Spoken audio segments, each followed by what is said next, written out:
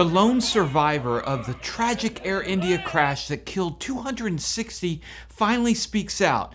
Plus, let's address a new theory on the cause of the crash that's making the rounds on social media. I'm taking off.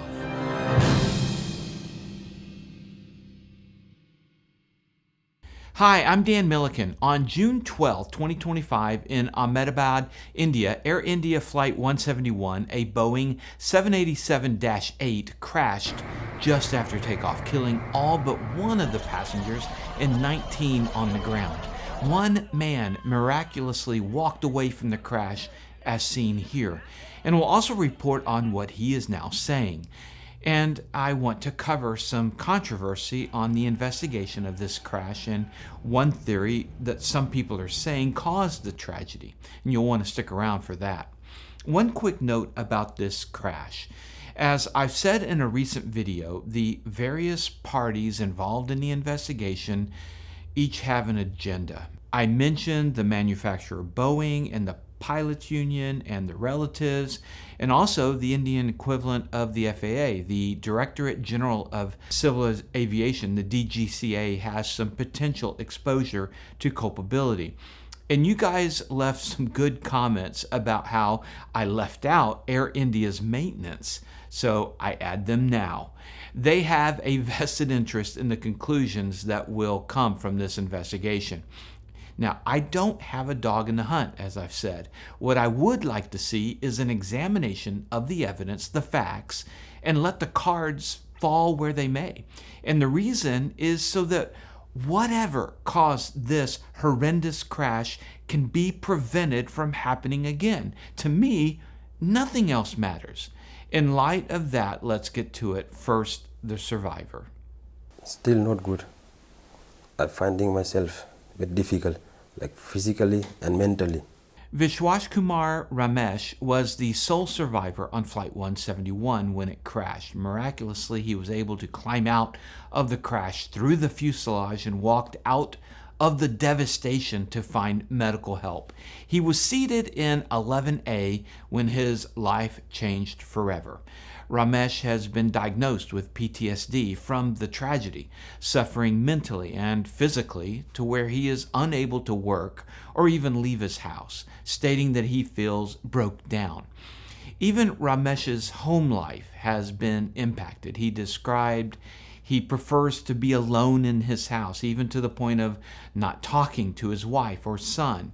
She takes care of him, helping him shower, raise their son, and even helps him walk. Ramesh also still suffers from the physical pain left from the crash, including his knee, shoulder, back pain, and burns on his left arm. Do you feel like you are the luckiest man alive? Yes. It is miracle, innit? I'm luckiest man, but also I lost everything.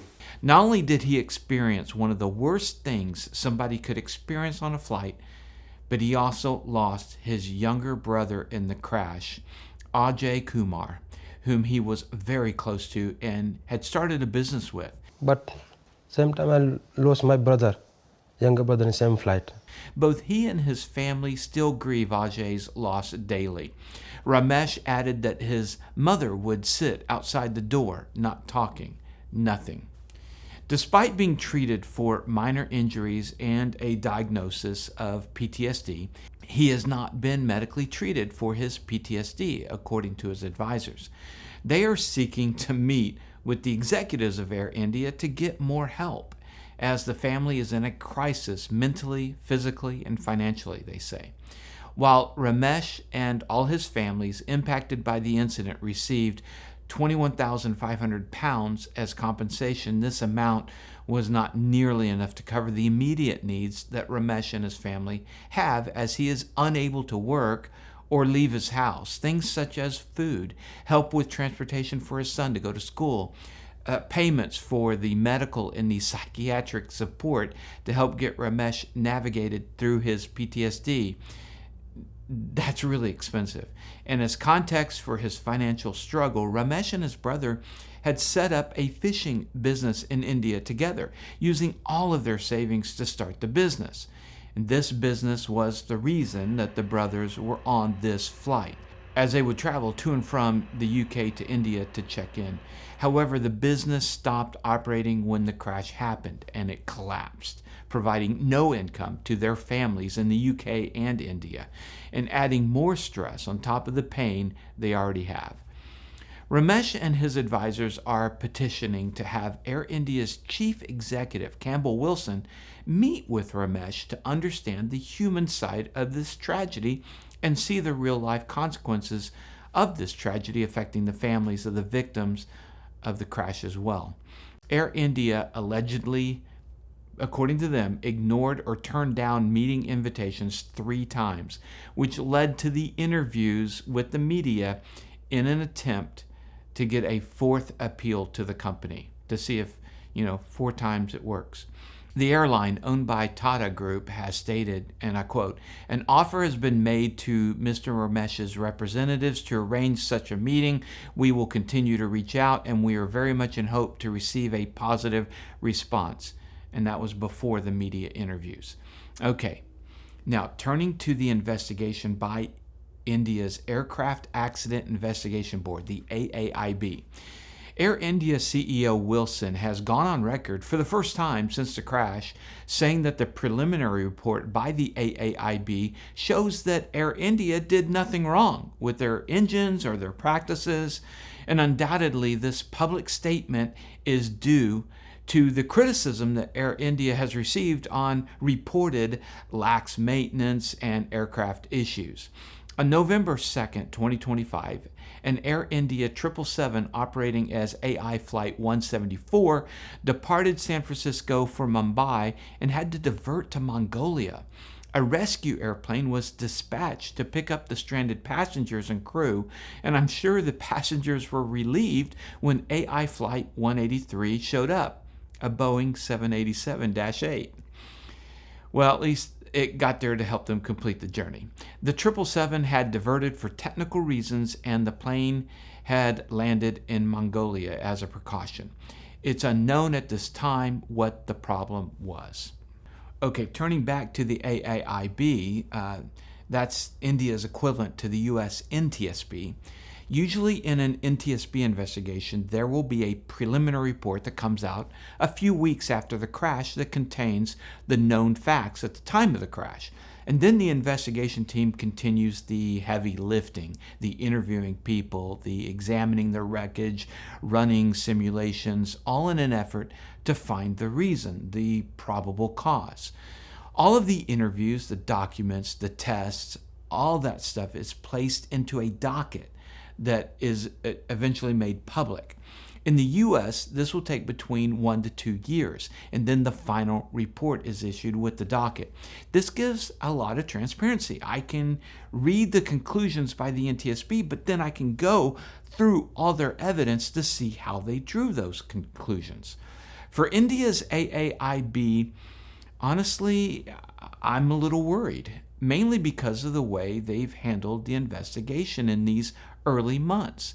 When they released the preliminary report 1 month after the crash, there was a significant amount of cherry picking of the evidence, almost like they were trying to craft a narrative. Now, I don't know that that's the case.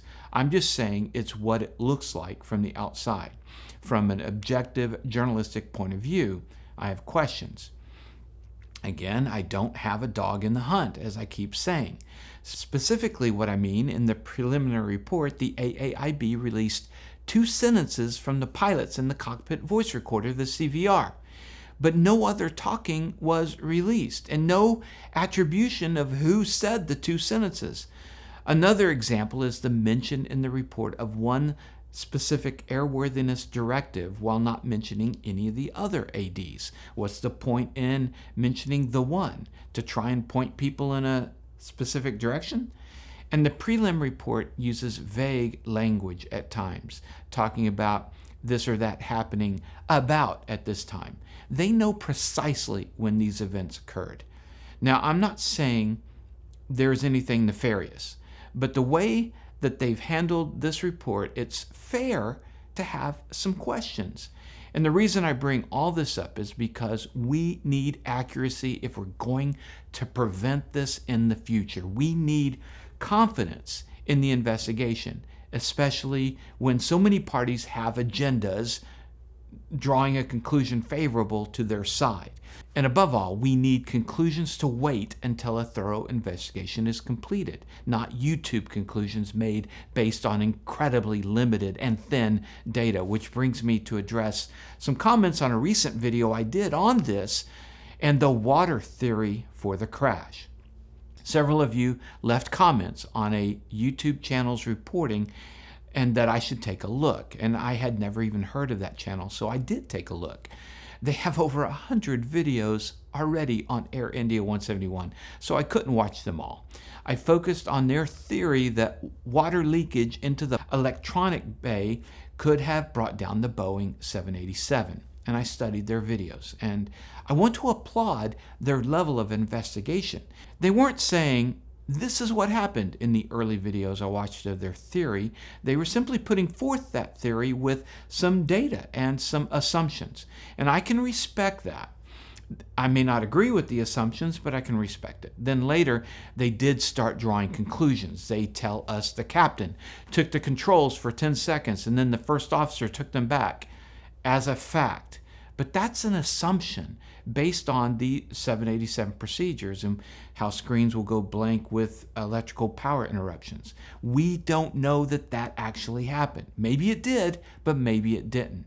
They say it wasn't intentional for a pilot to cut off the fuel to the engines because past flights where pilots did purposely crash a plane, they did it from cruise. Well, that's not a real strong argument. They have good research on the water ingress into the bay with an airworthiness directive, an AD, released a month before the crash for the 787-8, 9, and 10.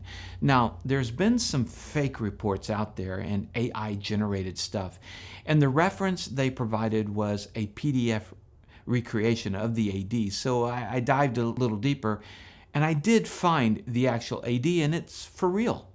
But where this other channel usually practiced good research and data techniques, they started drawing conclusions. For instance, saying that in the AD, the FAA says water ingress will cause problems, but the actual AD says it could cause problems. I know, just two little words, but it's a big difference. It sets up the FAA being really earnest versus, hey, there's a little bit of something here.